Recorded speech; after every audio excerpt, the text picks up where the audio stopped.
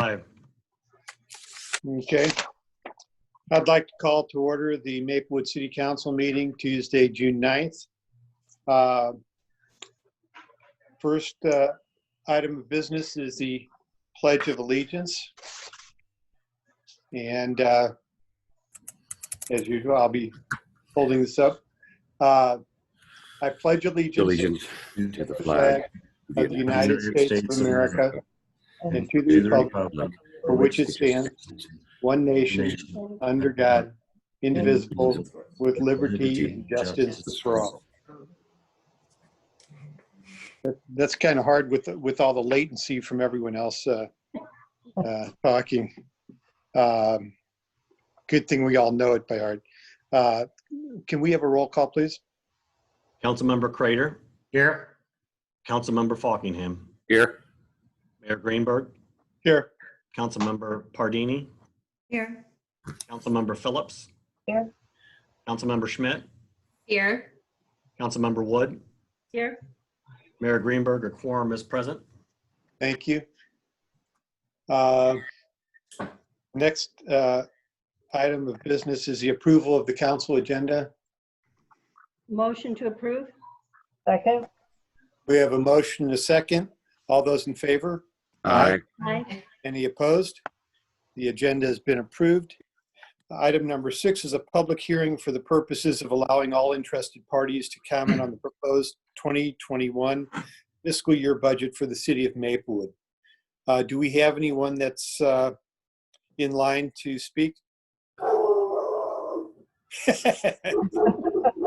Sorry. We have one. That was in favor of the dog park, I assume. John, you should have just blamed that on somebody else. It's my dog. Looks like Dessa would like to speak. Anthony? Yes. I'll go ahead and allow her to talk. I've got Dessa on there. Now I'm going to hit unmute. Good evening, everybody. Can you hear me? Yeah. Yes. Great. Okay, thank you.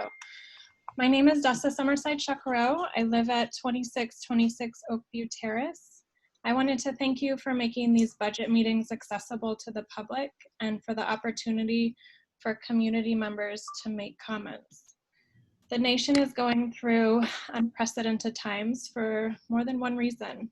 And through it all, I'm reminded that Maplewood continues to be a wonderful place to live and has been ahead of the curve on multiple accounts, but there is work to do. In 2018, the Maplewood Community Builders Group submitted a report to City Council with recommendations on programs for Prop P funds that do not include the police. This included multiple community members speaking up about how public safety does not always mean police involvement. The request was for funding to be allocated to other community resources to promote public safety, much like the current movement with chants of defund the police, but it was 2 years earlier and our more quiet chants were not heard. At that time, the comments were dismissed and all funding was allocated to the police department as the police chief had requested. 2 new police officers were hired, business as usual. A comment by Mayor Greenberg after the budget was approved was that maybe next year some of the funding could be allocated to a third-party agency to evaluate the needs of the community in terms of public safety so that a plan could be drawn up for future funding cycles. I loved this idea, to look into why calls for service are going up, how many police officers per capita are needed, and what other community resources could improve public safety in Maplewood. My understanding is that this was never fulfilled, and my ask is that it is revisited. I think we can admit to not knowing exactly what defund the police looks like, but what is the first step we can take to figure it out? After reviewing the proposed budget, I found that over 43% of the city's budget goes towards the police. A 2017 review of major cities by Forbes magazine found that the city with the highest proportion of the overall budget going to police was Oakland at 41%. The Maplewood Police Department has 32 police officers, which is approximately 1 for every 250 residents. All of the Prop funding is being utilized for the police department. My question is, how do we move away from status quo and become an example for the region? More police do not make a community more safe. More community resources do. City Council has the power to enact change, and I ask that you consider this before approving the budget. Thank you. Thank you. And if there's any response, it'll be during the council and mayor's reports. Do we have anyone else lined up?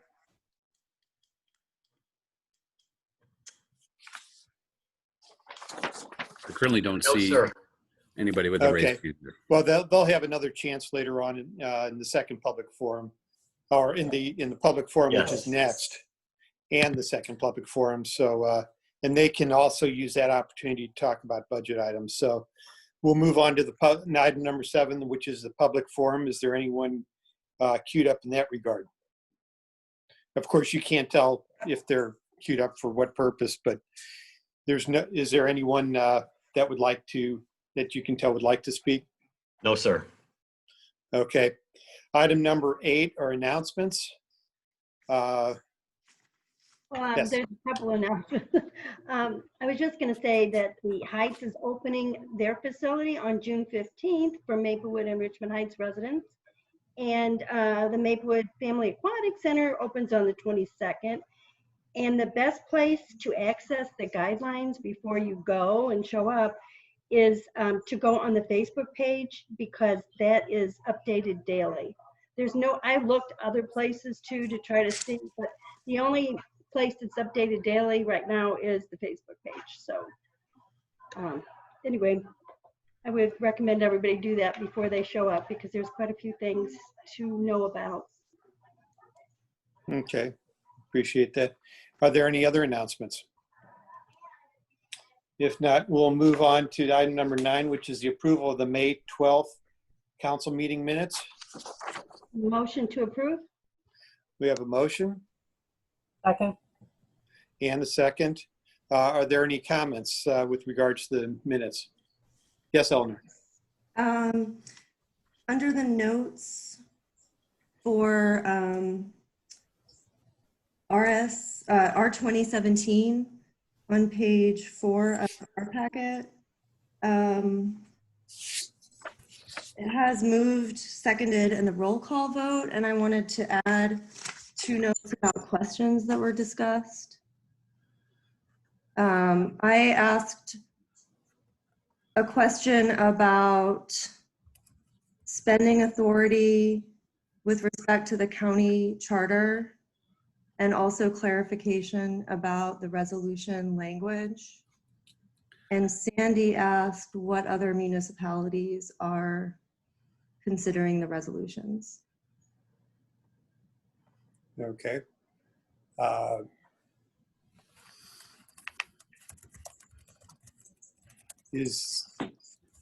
there any other modifications to the minutes that anyone else has? Is there a particular procedure we need to amend the meeting minutes? Just make the motion as amended. Okay, To approve so amended? Second. we have a motion and a second for amended meeting minutes. All those in favor? Aye. Aye. Any opposed?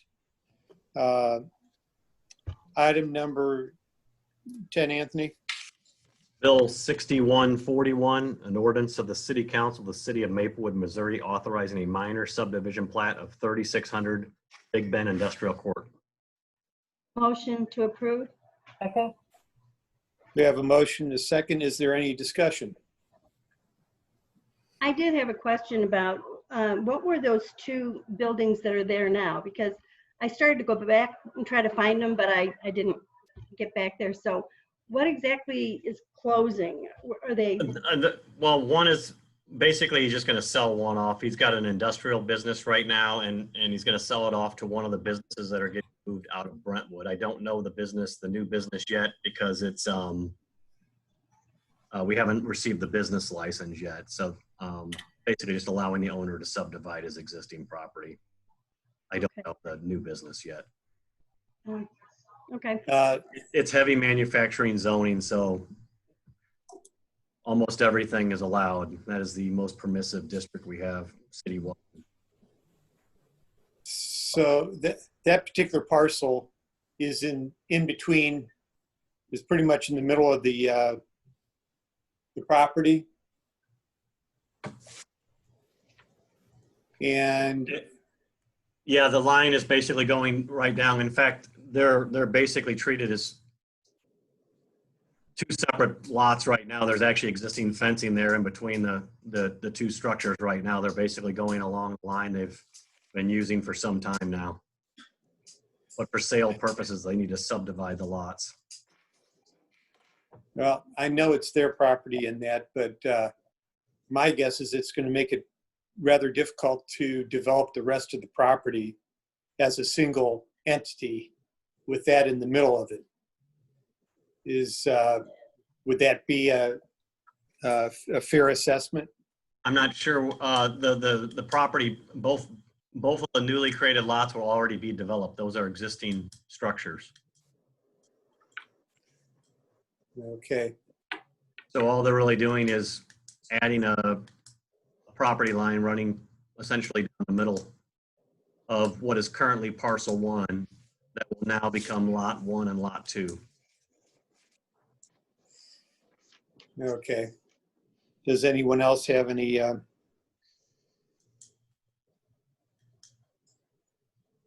concerns?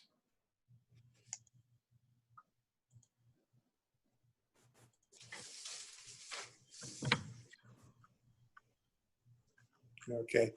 So we have a motion and a second. All those in favor? Aye. Any opposed? Second reading, please. Bill 6141, an ordinance of the City Council of the City of Maplewood, Missouri, authorizing a minor subdivision plat of 3600 Big Bend Industrial Court. motion to approve. Second. We have a motion, a second. All those in favor? Aye. Aye. Any opposed? The motion will move on to its third and final reading at the next meeting. Item number 11, please. Bill 6142, an ordinance of the City Council of the City of Maplewood, Missouri, adopting the budget for the City of Maplewood, Missouri for the fiscal year beginning July 1, 2020 through June 30, 2021. Motion to approve. Second. We have a motion, a second. Is there any discussion?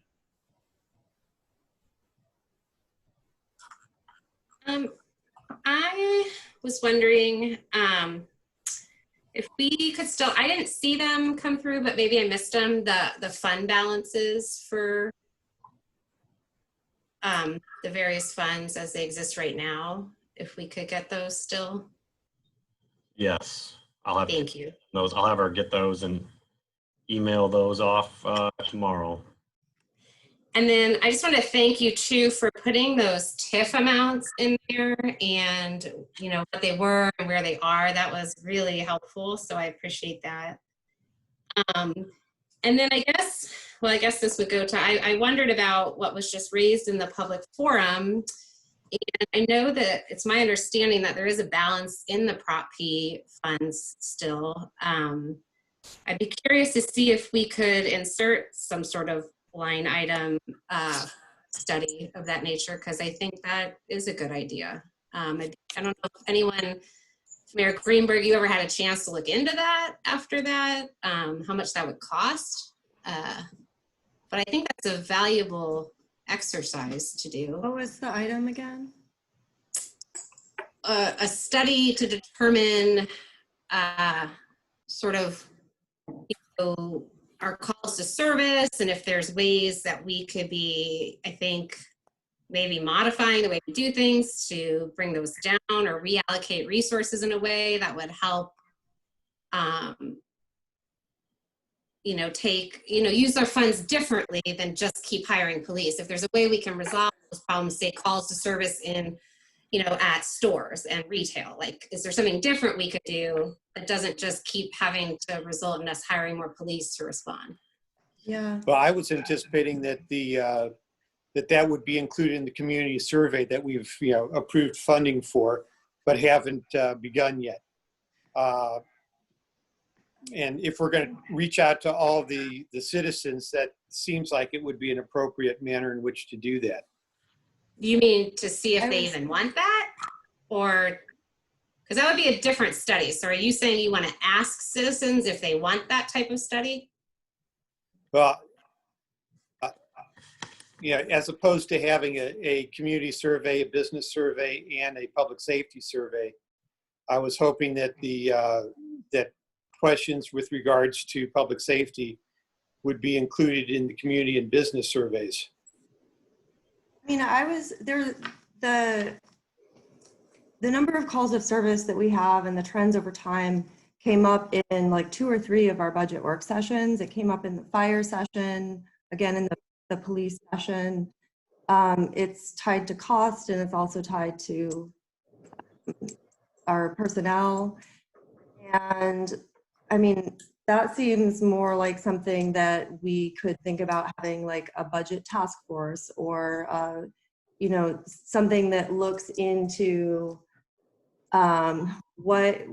why do our calls of service why are they going up? What policies are in place that are leading to them going up? What exactly do they consist of? Because we don't have a lot of information about even what they are in like the data that we get on a weekly basis. Well, yeah, I'm not sure that the calls to service are based upon policies. That would suggest that we have policy that call for unneeded calls for service. Yes, And that's what I'm suggesting. And so, I would have to make, someone would have to make the determination that our police department is responding to unnecessary calls, before those, statistics would cause a change in how we do our policing. Well, I will say this, my first budget session, I asked a lot about statistics, and the answer I got from the police and why they needed 2 more police officers was because the number of calls to service were increasing so much. And so, based on that information, I agreed to it at that time because I could see the data showing that they had a serious increase. And, but I think what Councilmember Pardini is alluding to is that if we keep, maybe certain businesses are relying on us coming for things that maybe they should be handling in-house. So are there policies we can create that could decrease that? I mean, I think it's also not even just calls to service. Are there different things we could be doing with our funds that maybe would be more beneficial to our community and help our police officers, right? Like they're responding to stuff that maybe that's not, that it's not necessarily in their wheelhouse or their training. So I just was curious, since you, based on the comment that you were maybe the one that suggested that, if you knew of a particular study and how much that was, and if there is extra money in the Prop P balance, if we could insert a line item into this to set it aside, if that develops into something, that was kind of what I was throwing out there. It's just to put the money aside if we can, or maybe Anthony, that's something we can do. We can amend the budget at some point if that comes up. Is that how that would work? Or? Absolutely. You can always amend the budget to include this additional study, and you do have the fund balance to cover the cost. Okay. I think we may be talking apples and oranges, and Jenny and Eleanor are maybe talking about something along the lines of a consultant versus a community study or a community survey. So yes. So we may need to clarify that's potentially what the ask is some sort of a consultant. Thank you. Or I'm thinking like a task force that's like some staff members, some council members, some community members. I heard an example that Creve Corps engaged in that in a budgeting task force process, and they were asking kind of what are we spending money on that we shouldn't be, should we be spending money on that we aren't, and you could wrap in looking at different kinds of data like our calls of service into something like that. But yeah, you're right, Sandy. One of the things that we've talked about as part of the city manager hiring process is potentially transitioning to outcome budgeting or priority budgeting. And that's, this may be a first step in that direction, that, as we are realizing the different priorities of our community and the country right now, that we need to maybe step that process up a little bit quicker. Yeah, thank you, Sandy. Yeah. Well, I think this certainly deserves a discussion, probably more so than that we can have right here, on this particular topic. But what we've established is that there is money in the Prop P budget, and there's a desire to investigate either hiring a consultant or creating a task force. We need to take a look at the advantages and disadvantages of those. In the meantime, it'd be helpful to, if anyone in their research has come across a community that has used a particular consultant for this purpose, that would be helpful to see what kind of services they provide, how they go about it. Very similar to the RFPs that we put out for the city manager search. So it appears that if that's something that we want to do, we can get that accomplished. I like the idea. I think it's great. Okay. Definitely. I do, And while we're talking budget, if ever, I do have the fund balances from Karen. She sent them to me, and I'll email them to you. Just general fund balance, 4,979,000. Other interest, and of course I have, she provided every fund, but other funds of balance, capital improvements, which is your 2,400 account, 2,218,000. Half-cent park and stormwater, another capital account, 1,768,000. Talking Prop P right now, 487,000. And aside from that, they're all the small, they're either the debt service accounts or sewer lateral, something of that nature, but I'll forward it to you right now. Thank you. Sure. Thank you.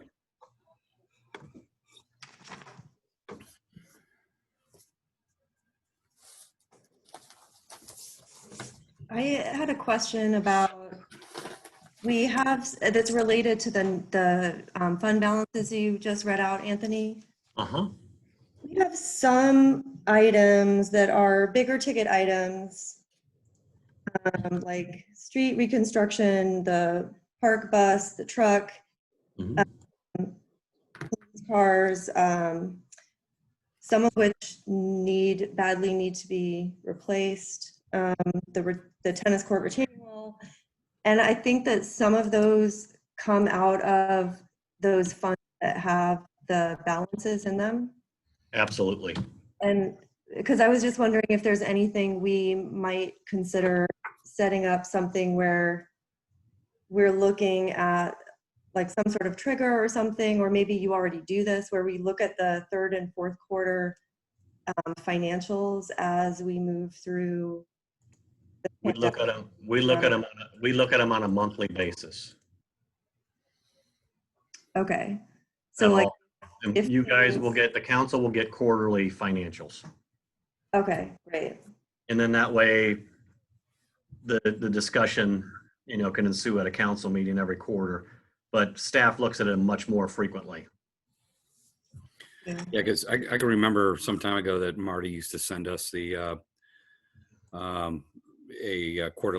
couple of quarterly spreadsheets with all of the current financial information. So if we had any questions, excuse me, about any of it, and I think that would be great to start back up again.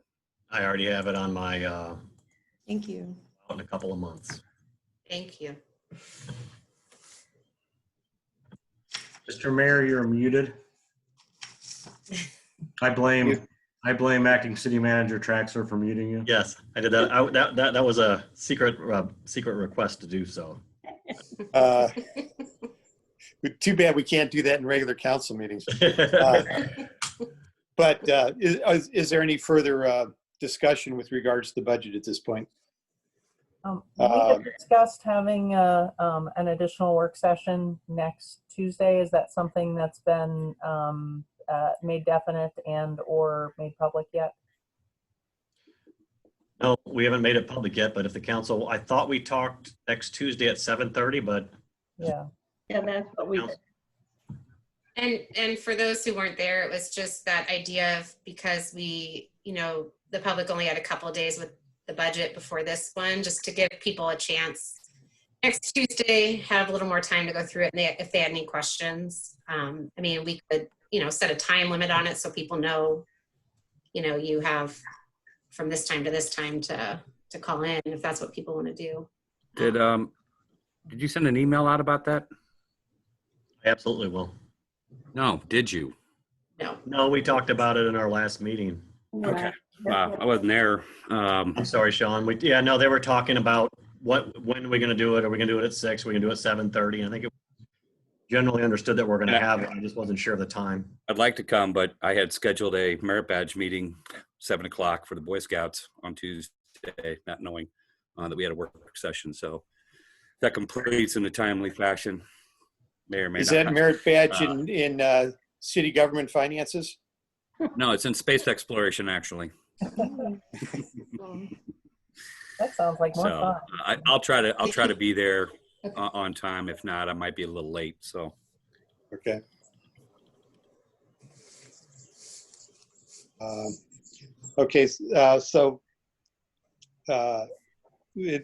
We're planning on having a budget work session next Tuesday at 7:30. And we have a motion, a second. All those in favor of the approving the budget signify by saying aye. Aye. Aye. Any opposed? Second reading, please. Bill 6142, an ordinance of the City Council of the City of Maplewood, Missouri, adopting the budget for the City of Maplewood, Missouri for the fiscal year beginning July 1, 2020 through June 30, 2021. motion to approve. Second. We have a motion and second. All those in favor? Aye. Any opposed? The motion will move on to its third and final reading at the next scheduled council meeting. And in between, we're going to have a budget work session next week to further discuss the budget and invite public input. Item number 12 is the forum. Do we have anyone queued up?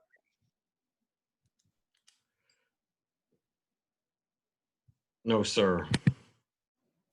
Okay. We've got, Oh, I'm sorry. It looks like, no, I don't. I see. Looks like Dana Valenti. I'm going to go ahead and move her over if that's okay. Okay. Dana, can you hear us okay? Yep. This is actually Ben Valenti. We're sharing a computer. Oh, sorry. Okay. I just want to comment, at least, I can't speak for other citizens, but from my perspective, the desire to do a study such as discussed, it's not just to see, where the service calls are coming from and if policy can be changed to create less service calls.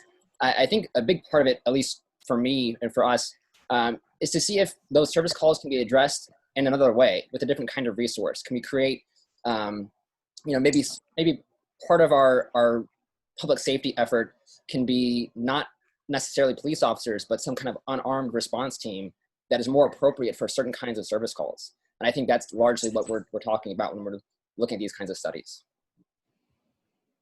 And I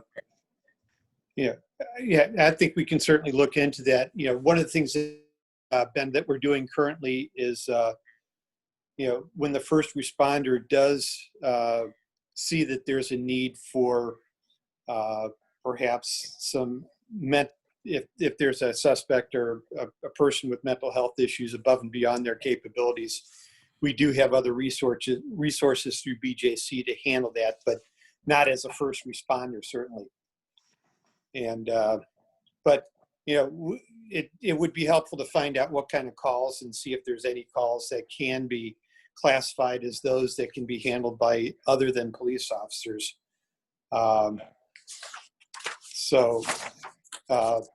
Ben, did you have anything else? No, that's all. And, you know, I hope that this, this conversation can continue to be part, you know, shared by the community, and I hope to be a part of that. So thank you. Thank you. Okay, Thanks, thank Ben. you.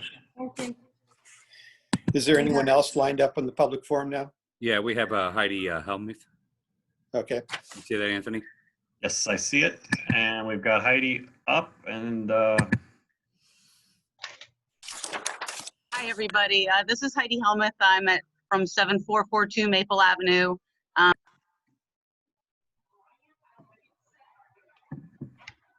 Oh, we lost her. Oh, there she We is. may need to Can get anybody hear me? Heidi, Yeah, could you say that again? you now. So I just wanted to kind of echo what Dessa and Ben have talked about. I do feel like obviously the Maplewood Community Builders were a bit prescient in this and discussing it a couple of years back, actually a few years ago.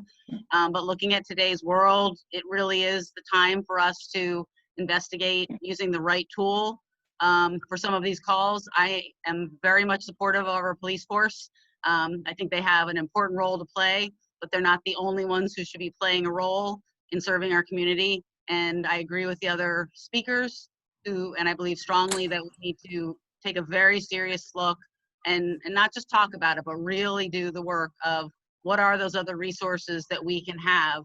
I was at the town hall and one of the things that did come up quite a bit on some of those pieces of paper were people of color feeling like they had discriminatory experiences with some of our police force. So I do think it's an area we need to look into. I applaud the council for listening and being willing to entertain this, even with the budget where it is, looking at possibly a study. I just want to thank you for doing that, but also echo what the other speakers have said. This is really important right now, and we really need to be on leaders in this like we are in so many other areas. Thank you. Thank you.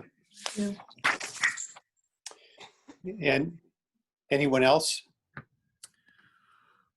I do not see anybody. If you want to speak, go ahead and click the raise my hand or chat us, one of the two, and let us know. I don't see anyone either, Sean. No, I'm Okay. Well, then we'll move on to council communication.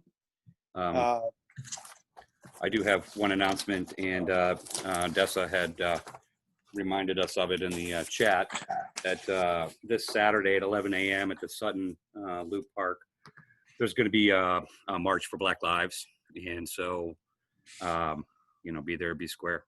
I'm sure it's going to be great, nice and peaceful. We do have some wonderful people here in Maplewood. And obviously it's something that needs to be talked about, looked at, and discussed and protested as much as possible until we can get this fixed. So. Where did you say that was going to be on? Did you say Sutton? I'm sorry, I didn't catch Sutton Loop Park. Oh, Sutton Loop Park. Okay, thanks. 11 a.m. Okay. Does anyone know of any other efforts that are public efforts that are going to be taking place? Okay. Yeah. Any other council communication? I had two things that I wanted to bring up. First one was that I got to recently attend one of the Richmond Heights City Council meetings, which is one of the benefits that I am appreciating about the new environment that we're in, that I got to attend that from home. And I noticed that they actually, in their agenda order, that their second public forum, which I'm really appreciating that we have the second public forum. So thank you, Jenny, for bringing that idea to us.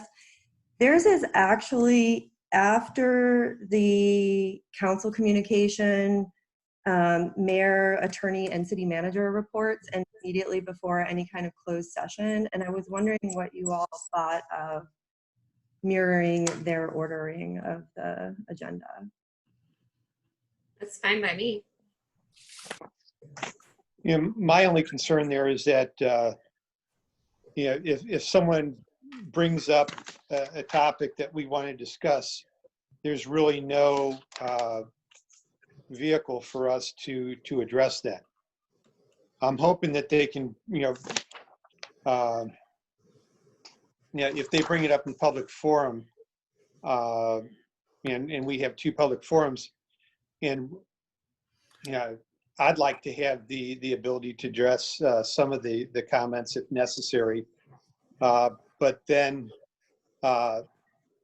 then someone else, they could bring something up, been brought up before, and then it, you know, we wouldn't have a chance to discuss that. So I'm in favor of leaving it the way it is.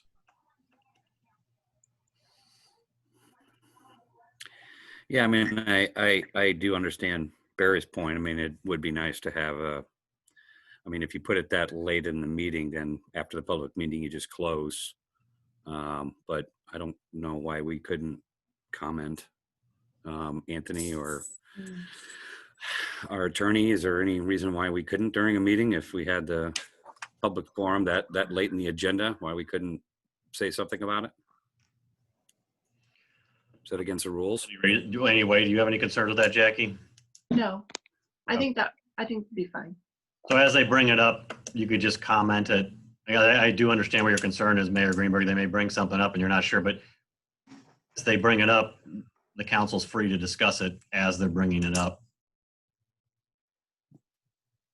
Okay, you know, and I'm not opposed to it necessarily. It's just that, you know, the idea of the second public forum is to let the public hear about all the bills and agenda items that are on the agenda, and then listen to our discussion and then contribute something. And then we would use the council communication, mayor's report. I don't necessarily, you know, that's fine if that's what everyone wants to do. Well, I have a question. Eleanor, did you ask anybody why they put it that late in the meeting? Was there a particular reason why? I didn't ask, but I have a reason. Oh, okay. I mean, I like that it gives the public a chance to hear the discussions that happen during, you know, council communication, the mayor's report, city manager's report, and then participate again after they get to hear the full sum of discussion in the meeting. Yeah, no, I like it. I'm not opposed to it at all. And I do feel like more recently we're doing a lot more discussion during those periods. So maybe that would be helpful. You know, we've brought up some ideas or whatever. So if someone who's listening at that time, maybe they can share their thoughts. So I'm fine with it, since it sounds like we can also, you know, meet Mayor Greenberg's concern of responding. So that works for me. Yeah. Is that something that we want to try and do next time? I can make sure it happens.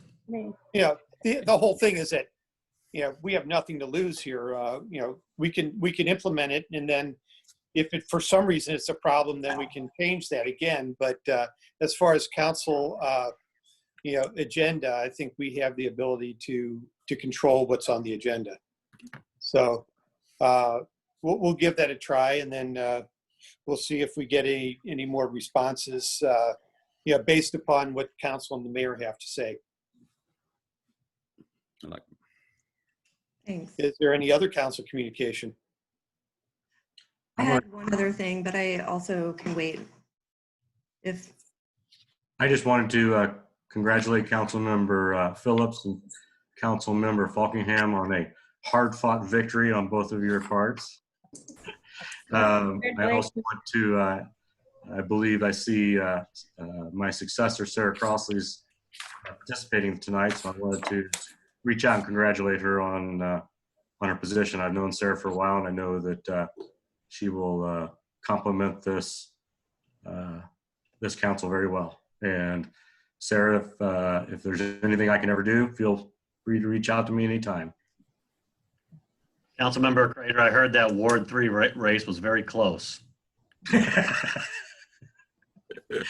Sorry, Sean, I couldn't help. You know what's really interesting, Councilmember Bernini brought up the fact that she was able to attend the Richmond Heights meeting. We have 15 attendees right now, which I can't think of the last time we've had 15 people show up at a council meeting. If we got 5 people or even 3 that weren't interested, that might be considered a good night. So it is kind of neat to see so many people be able to participate. And definitely a reason to keep doing it once we return to normal, I find. Truly. Personally. So. Any other council communication? So I had one other thing. Yeah. I have continued to have some questions about this resolution, R2017, that we passed a month ago on May 12th. And this was requesting that if the county spends funds on public safety, municipalities receive an equitable distribution of the county's CARES Act funds to reimburse municipalities for actual public safety costs incurred related to COVID-19. And my initial discomfort on May 12th was that I feel that CARES Act funding should be going to help people, especially the people that need, that are in communities hardest hit by COVID-19, and that the county is the best body that can distribute resources to where they're needed most right now. And I had some questions at the time, and I voted for the resolution, and I've continued to think about it. And the resolution and the request from the Municipal League, and my thoughts have crystallized a little bit. A lot has changed in the last month. We know a lot more now than we did a month ago. And I still have some questions that have been rumbling around, and I wanted to pose the questions and see if anybody wanted to just discuss this a little bit more. And some of the questions I've been thinking about is when I was sitting with the language of the resolution, I've been confused trying to add up how our COVID-19 related fire, EMS, and police costs for what I think is a 6-week period in their total to a little over $1 million.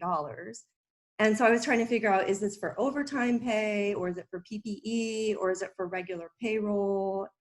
And I asked them for some clarification from Mr. Traxler and Mr. Hessel on that, and was trying to understand, like, if that is for regular payroll costs for our fire, EMS, and law enforcement for that period of time, why are we requesting reimbursement with CARES Act funds for something that's already budgeted in our 2019-2020 budget? And then, now that we're starting to see what kinds of things that the county is funding in terms of needs that people have right now, so they have funds for public health and humanitarian assistance, like assistance for senior homes and homebound care, rent and utility assistance, homelessness prevention, childcare stabilization.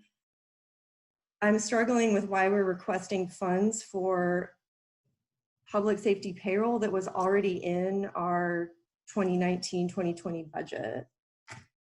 And then if right now public health is getting $51 million, and this like set aside of $47 million that the municipalities are asking for is the second largest request behind what the health department is getting, much larger than the humanitarian assistance right now. Do we feel okay about that request given all of the other public health and humanitarian need related to the pandemic? And then just my last question is sort of viewing this through an equity lens. So given that we already have existing structural inequity in our region, and that we're already in a place where we might fare better than other municipalities in other regions or in other parts of the county, And we're projecting that we may fare better than other municipalities through this economic downturn because our sales tax is not projected to take a giant hit because of the types of businesses we have. Does it feel like an equitable, do we feel good about this request for funds along these lines when there's this disparate need in the county? And that's like the sum of the questions that I've been wrestling with since our last council meeting a month ago when we passed it. So I had a question. I think you raised some really good points that, like you said, a lot's changed and maybe you hadn't really thought about. I do have a question. So I thought the way that it was worded is that it was to reimburse for costs specific to COVID. So is that $1 million specific to COVID only costs, or do you know, does anyone know? It's for all cost. The issue is the current administration indicated that could be probably the Friday before we did that resolution. And it's only if the county uses it for their own police services. If they don't, then we won't get the request. There's a total of $175 million that need to be spent by the end of this year or it gets returned back to the federal government. So the municipalities' concern was the county is going to use it for police services, but not distribute that equitably. It's only if the county reimburses themselves for police services would we get that money. So if they chose to use it for PPE only, then it means we would only get. Absolutely. If they chose to use it for healthcare, if they chose to use it for PPE, we wouldn't see it. I mean, and I guess, I think maybe the greater point that you're raising, Eleanor, is maybe just because we can doesn't mean we should if we don't need it in order to function. I guess recently I've been looking at some unemployment statistics in St. Louis County, and for March 31st, it was 3.6% in St. Louis County. As of April 30th, it was 9.1%. So I can't imagine it would be difficult for the county to spend $175 million to help people out on things other than police services. So I guess I don't disagree with the points you're raising. I think that, what you're saying, Councilmember Schmidt, again, if the county right, and they can find enough to be able to do so, we won't see a dime. It just gets, it's basically, there was concerns because it was only for municipalities, $500,000 and more, and smaller municipalities were saying, hey, we've got a lot of expenses COVID related, whether they're police and fire or whether it's administration. And there was no way to filter that money down in the way it was sent out by the federal government. So they made the modifications to where this is a possibility. Again, it doesn't mean it's going to happen. If they have healthcare cost or cost for individuals or for PPE only, and they can use that entire $175 million, that will be up for Sam Page to decide. But if they do use it for police, it's just saying whatever that proportion is, the municipalities within St. Louis County are requesting in equal proportion. I do not anticipate, even if we get even if they allocate the full $47 million, we're going to get anywhere near the $1 million or $1 million plus we asked. Again, it'll be a proportional share to whatever the county gives. And I mean, can you clarify that piece again? So that it's for like, it would reimburse us for police services we've already paid for. Correct. Our budget. Yeah, and that's usually what we do. I think I said in my email to you, I talked with the finance director, Karen Dilber, when the issue started, and we basically created a separate account to make sure we document anything related to COVID, whether it's masks, sanitizer, anything. And we've basically created that as a separate line item in anticipation that there would be federal funds available. These funds we would be requesting would be through the county. We also have requests in from SEMA and FEMA as well. So any chance we can get to get reimbursement, staff is going to look into that option. Again, I don't anticipate ever getting the full $1 million we requested, But if the county does use a proportion on it, we're just asking for a proportionate amount. And it's not just Maplewood, would be all cities within the county are requesting that proportionate amount. There's a large number that specifically signed identical resolutions.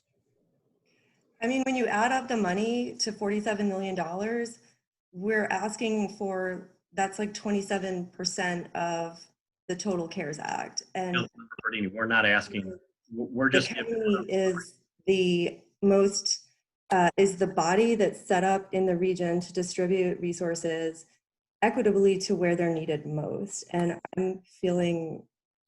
and one other thing to think about, when we spoke to FEMA a couple weeks ago, they said we needed to specifically reach out to St. Louis County to try to get reimbursement from St. Louis County before they would reimburse us for COVID-related expenses, because they said the CARES money is specifically for COVID-related costs. So we did reach out to SEMA, we did reach out to FEMA, and FEMA actually told us to try to get to the county first through that $175 million. If for some reason that's denied, then we can go to FEMA. So we're actually following the federal government's mandate by doing so. Part of what was mentioned was that as far as these COVID-related expenses, for instance, Anthony, Public Works has been pretty busy making modifications to City Hall and other municipal improvements. Is the time that they spend, is that within the guidelines for reimbursement? No, but the personal protective equipment that we've requested, that would be, for instance, the plexiglass screen at City Hall. yes, that would absolutely be under, that would be a reimbursable request. That's an excellent example. Okay. And Councilmember Pardini, since there's stipulations on how the money can be used, my guess is that we should take whatever we can get. If that produces any type of budget surplus or gives us any leeway in other areas, that doesn't prevent us from accepting that money and then using our own money for these other programs that you're talking about. But it doesn't seem like the county is set up to disperse funds for those purposes. Can I, Anthony, would you let me share, do a screen share of the COVID-19 statistics from today? Sure. Which ones are they from? They're from the county. Pardon? They're from the county. Yeah, that'd be public knowledge. You need to enable screen sharing. All righty. Sorry.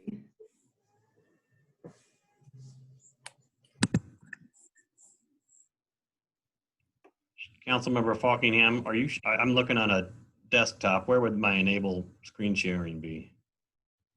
Oh, screen, I'm sorry. Okay, I've got share screen, Eleanor, and then I've got several options. I've got Zoom cloud meeting I'm looking for.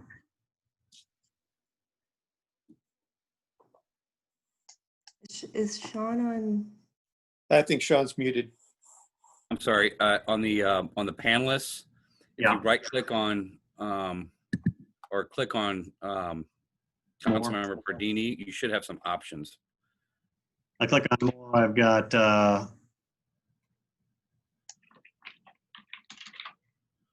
stop. I have a screen share option down lower, but do you have one, Eleanor, down below? Like if you pull your mouse down to the bottom? I do, and it says host disabled participant screen sharing. Okay. If I can make me a co-host for a second. I can make host, yeah. I'll make host. Thank you. Okay, we'll try this. Okay. Also, there's a question, just before I forget, that someone posed in the chat. So. You want to look at that now, or? Well, it was in the Q&A. Oh, excuse me.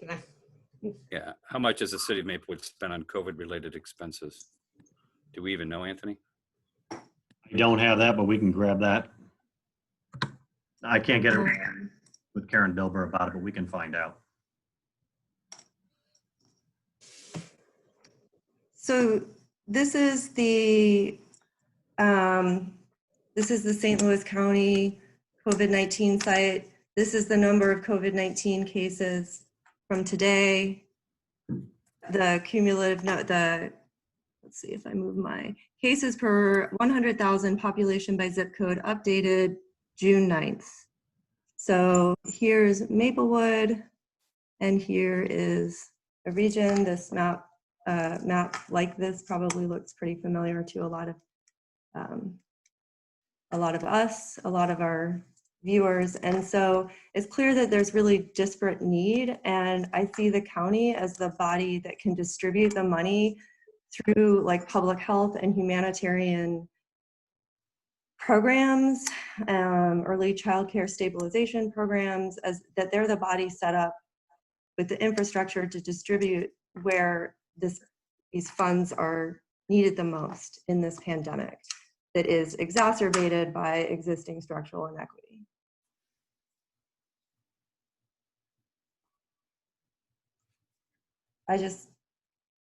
Anybody else like have any questions or anything?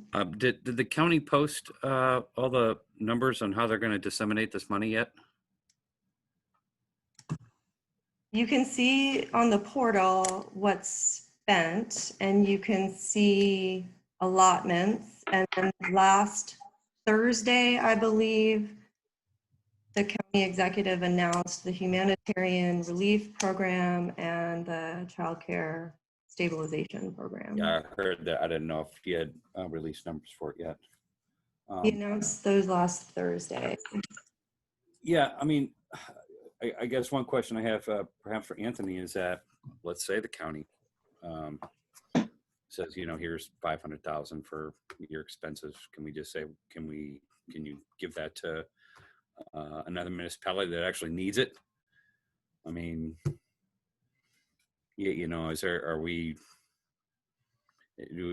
you have any say over what could potentially happen with that money, or would that be strictly Sam Page? Right now, that money is, Sam Page has absolute control over where that money goes. That's the way that I guess the way that I think the entire county board, I think City Attorney Hessel talked about it at the last meeting. They actually gave him exclusive authority to decide where it goes. He also has a team of epidemiologists and public health experts and experts from around the region that are experts in preventing homelessness and housing policy that are advising him and part of his team. I guess to follow up on what Councilmember Fockingham was saying is that maybe it's worth looking into that if they did give us the money, what ability we do have to say, can we choose to reallocate these funds in a way that's more equitable? Maybe we don't need them. I guess I'm still a little confused, and I'm not trying to. So our $1 million though included actual payroll expenses, right? For police, for fire. That was not just like plexiglass screens and masks and things like that, right? It included that, and including all fringe benefits, which is okay. So healthcare. Right. Is that an expense that is reimbursable from FEMA, or is it just the things like masks and sanitizer? Well, that is to be. I mean, we're not even sure the county is going to agree to it. The issue is we're still waiting to hear back to see if he believes it's even. He meaning County Executive Sam Page even believes it's an issue. So I don't know that we would even get a dime, and if we do, I don't believe we would get the full $1 million, just because of the fact that there'll be other municipalities across the region receiving an equitable share. Right, and I get that. I'm just trying to distinguish between like sort of what expenses are what, and so I guess the argument would be that our regular payroll for our police department, our fire that we already pay, isn't necessarily a COVID related expense. That's just an expense of doing business. Granted, if we had overtime related to fund or whatever. So I was just curious, when you said you were trying to seek reimbursement from, maybe it was SEMA and not FEMA, or it was FEMA. Were we trying to get that full million from them, or were we just trying to get things like the shield and the masks? We were trying to get things like the shield, the mask, overtime. And then when the federal government made a change, a distinction, it was on one of their Friday evening updates. That's when a group of city managers got together. We met with St. Louis County Municipal League. We realized, hey, what they just said allows us to get requests for even standard pay. And so we basically said, hey, if you're going to do it for the county, we want to make sure it's equitable. Right. That the county executive, Sam Page, would even do so. But we were just saying, if you do, we would like to make sure it's equitable. Sure. For the entire county. Sure. So this is like, so my understanding from reading just news articles on this is that initially Treasury said that you couldn't spend money, CARES Act money, on things that were already part of your budget and that were not, or that were not COVID-19 related. And then the president directed the Secretary of the Treasury to loosen up the restrictions around public safety funding. Correct. And my understanding was that was because it was difficult to reach cities below 500,000 because that was the initial restriction. And that was a complaint amongst a lot of municipalities. Hey, that's great, but we're not 500,000 people. So how are we going to receive any revenue for this? And that was why they loosened the restriction. City. That's my understanding. If we're going to talk about equity, I feel some discomfort. So I guess maybe the question is finding out if when that time comes, if they do give us funds, if we can choose to ask them to reallocate them. What I'll do is I'll keep. You're thinking of, Eleanor? I mean, is that? I mean, Well, if I can jump in here for a second. Yeah. If we receive these funds for expenses that we've incurred, and we consider that that's a windfall for us in any way, shape, or form, we have the ability to allocate other funds, use these funds for what they're intended for and what they're stipulated for, and then we can reallocate other funds that of an equal or lesser amount to other programs that that we would like to fund. I think the problem is that we would have to use them for our citizens. And I think maybe what the point that Council Member Pardini is making is that there is sort of a community-wide inequity, right? There may be some communities within St. Louis County that are much harder hit. If you look at that map she shared, we are in the lowest, percentage of COVID cases. So we technically haven't I'm not to say we haven't incurred expenses, but that there may be parts of St. Louis County who could use that money more than us. And so I guess my concern is I like that idea. Are we able to then use that other money to help those people who may need it more? Maybe is my only. Well, I think that, perhaps participation in interjurisdictional organizations, would be the way, not necessarily transfer our funds to another community. I don't think our taxpayers would like that, for one thing, but our participation in some of the organizations that provide these services, I would think that we could help, that would assist us in helping fund those organizations that would also benefit other municipalities. And my point is that the county is the body that is infrastructure for those programs. Right. And the problem is we're limited to, their guidelines. And so, it's like, when the state got the money for casinos, obviously they completely defunded education for the most part. They just reallocated their resources. And, so. Which was bad. Oh yeah, I agree.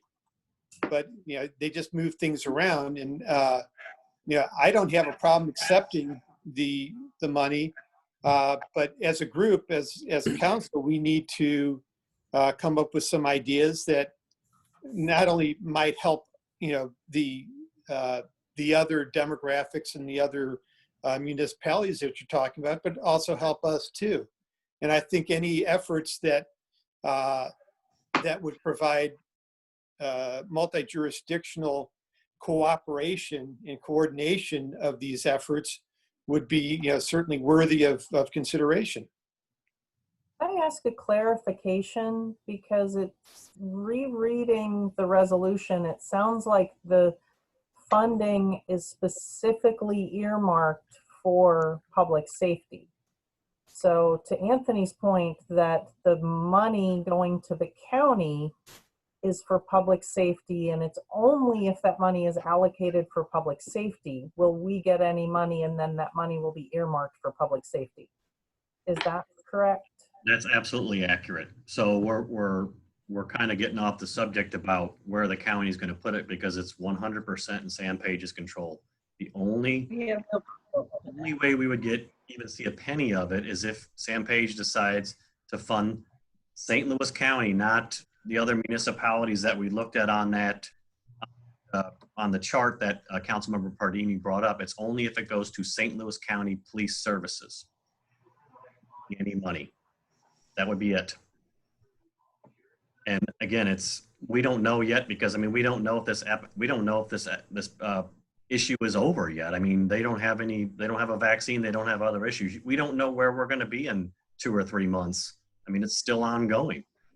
It's true. And we know that we are going to be better off than places that have been impacted by centuries of structural racism in this town. And if we do receive money at that point in time and you guys want to have that discussion, if you want to look to figure out a legal justifiable way to reallocate that money, that's a council's decision. But at this point, we don't even have the money.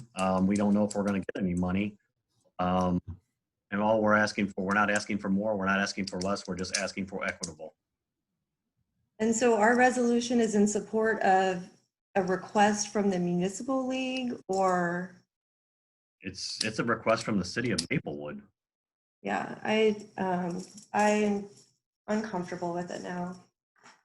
Okay.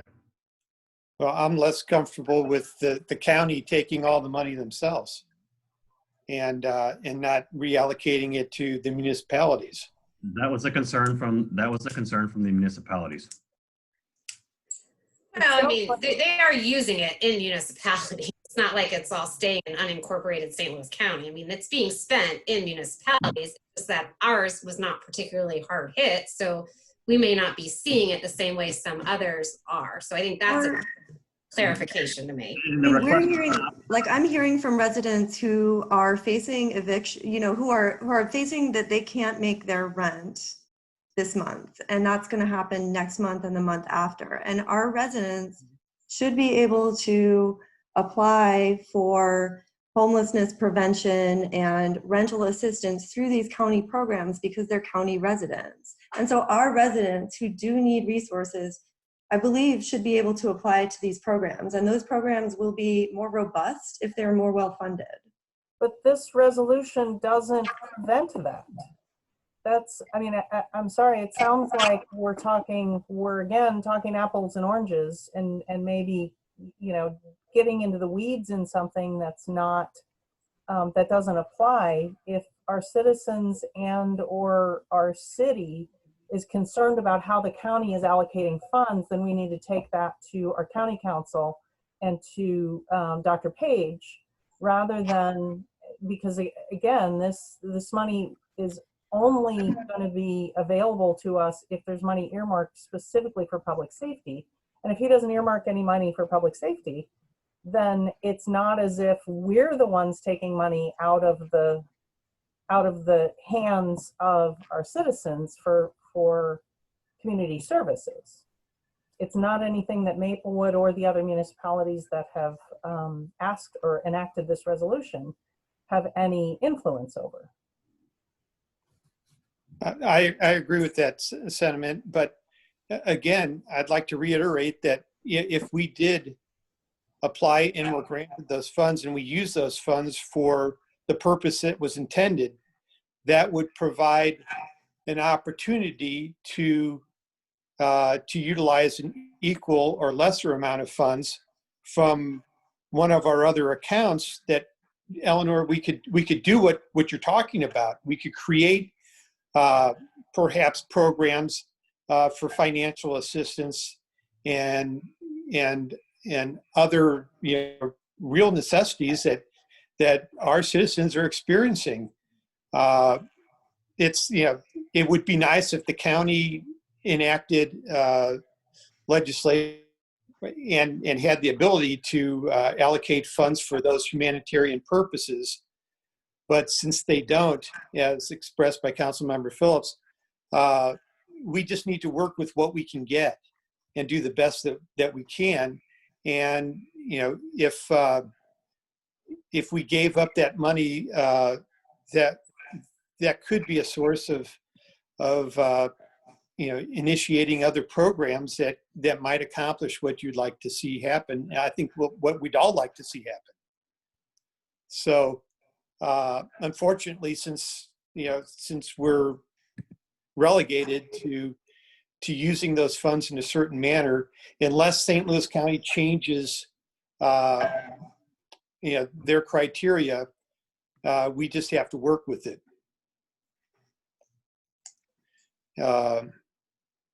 Is there any further discussion on that, or on any other council communication matters?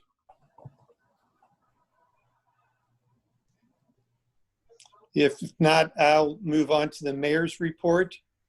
I've got a couple items here. One is I'd like to thank Ray for his service on city council.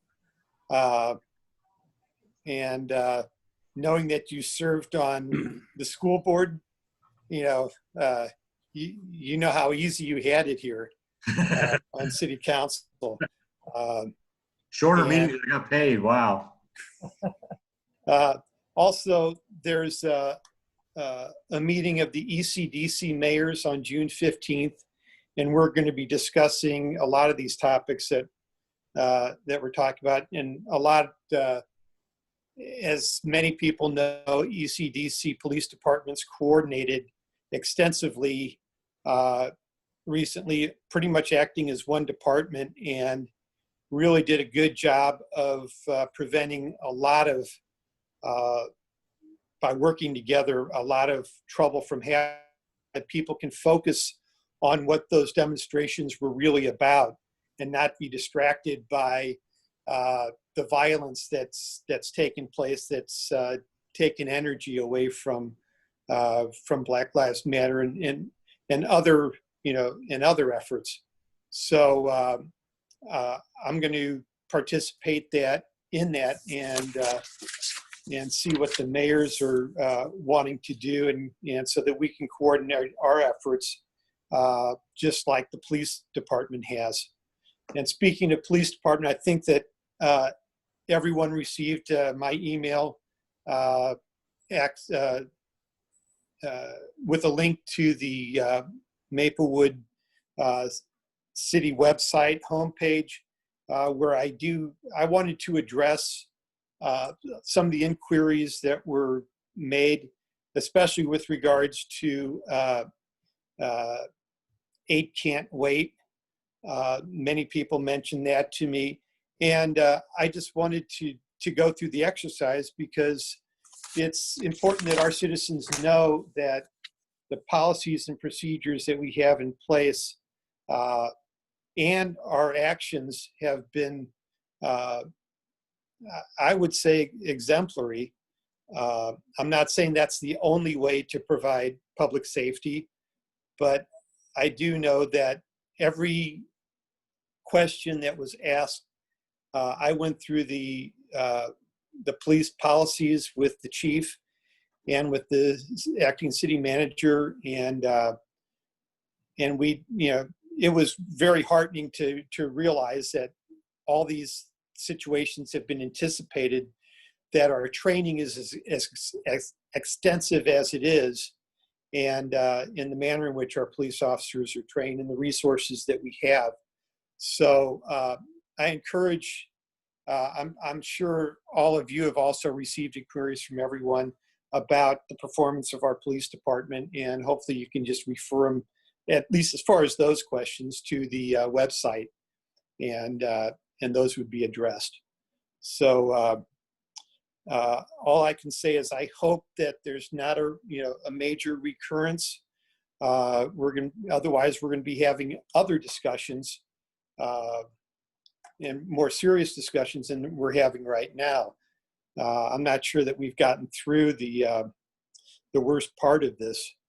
And so I encourage everyone in Maplewood to continue to wear masks, even if it isn't politically correct in some circles, and practice, safe distancing and everything else until we're sure that we feel confident there's a vaccine, that there's adequate testing.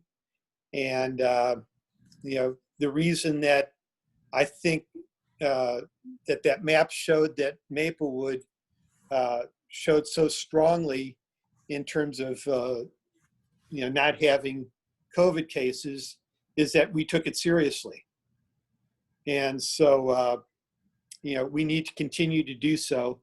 And hopefully we can be, I hate to use I was going to use the expression completely white on that map, but, in terms of, indicating that we don't have any cases at all. So that is the of my report. Does the city attorney have a report? No, I do not. Okay. City manager, do you have a report?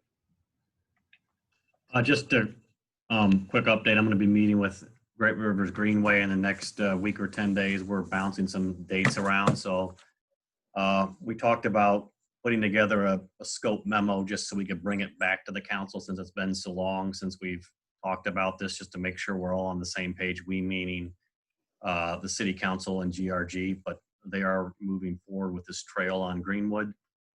And for the next council meeting, we should have our retaining wall bids for our tennis courts. I think last year we talked about, I thought the bids came in kind of high.